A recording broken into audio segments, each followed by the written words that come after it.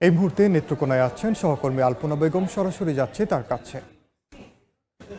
যে আমরা এই নেত্রকোনা জেলার যে আটপাড়া এবং মদনের যে হাওরের বেশ কয়েকটি হাওর ঘুরে দেখলাম যে কৃষকরা আসলে তাদের যে এই স্বপ্নের ফসল তুলবার জন্য এবং ঘরে নেয়ার জন্য প্রাণান্তকর চেষ্টা চালিয়েছেন এবং এই বিভিন্ন হাওরে পানি নিচু এলাকাগুলো পানিতে তলিয়ে গিয়েছে। এই এক ছিল জলাবদ্ধতার জন্য মেশিন দিয়ে কাটতে পারেনি, দ্বিতীয়ত হচ্ছে যে এই দীর্ঘ দিনের যে জ্বালানি সংকট নিয়ে একটা লাইন ধরা, যে কৃষকরা বলছিলেন যে এই যে এই সংকটটা না থাকলেও যখন তখন বেশ কয়েকদিন কিছুটা এগিয়ে নেওয়া যেত, যে ওই হারভেস্টার মেশিন দিয়ে ধান কেটে ফেললে হয়তো এই আজকের দিনটা দেখতে হতো না। কিন্তু আজকে দেখা গেছে যে নিচু এলাকাগুলো যে মদনের গণেশের হাওর, তলার হাওর এবং এই কালিয়াজুরির পাঙ্গাসী হাওর, জগন্নাথপুর কয়ার হাওর এবং ওখান থেকে আমরা দেখলাম যে আটপাড়াও দেখে আসছি যে বাগড়ে হাওর, এই সকল এবং ডিঙ্গাপুতা হাওরও পানিতে তলিয়ে গেছে। তো এই যে হাওরগুলোর যে নিচু এলাকাগুলো বিস্তর ফসলি জমি, অর্থাৎ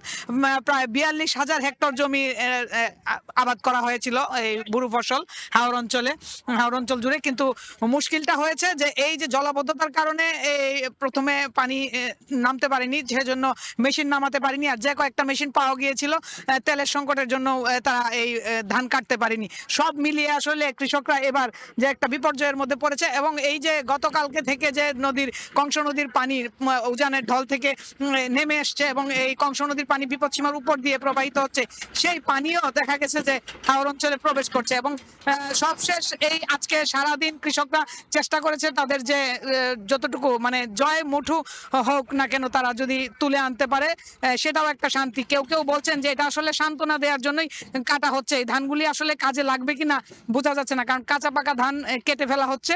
আর এই ধানগুলোর সাথে আবার আরেকটা বিষয় জড়িত থাকে, যেমন খড় হয় এই গোখাদ্যের জন্য, এইগুলো আবার রাখা হয়। কিন্তু এবার দেখা গেছে ধানেরও সংকট হয়েছে, যেরকম ডুবে গিয়েছে এবং গোখাদ্য যেগুলো রয়েছে সেগুলো দেখা গেছে যে গোখাদ্য এবার সংকটে পড়তে হবে।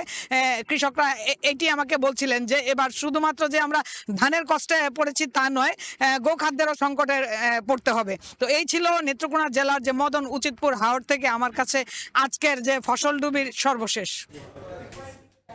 সরাসরি যুক্ত ছিলাম নেত্রকোনায়।